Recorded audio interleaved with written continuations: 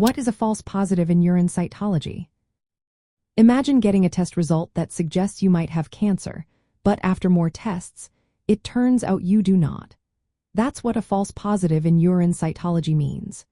Urine cytology is a lab test where cells from your urine are examined under a microscope to look for signs of cancer or precancerous changes, especially in the bladder. It's often used to help diagnose bladder cancer or monitor people who have had it before.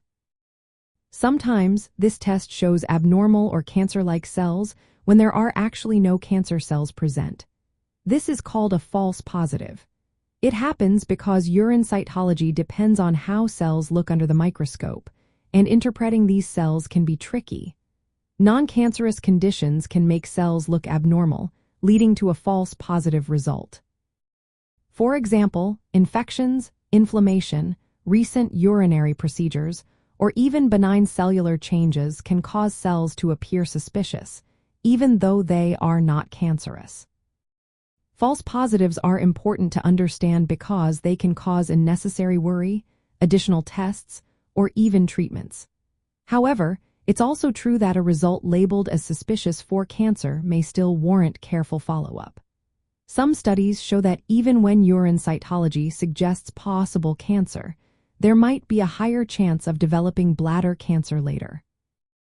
That's why doctors often combine urine cytology with other tests like cystoscopy, which involves looking inside the bladder with a small camera, or molecular tests that detect genetic changes associated with cancer. It's essential to remember that no test is perfect. False positives happen because of the subjective nature of cell interpretation and because benign conditions can mimic cancer cells.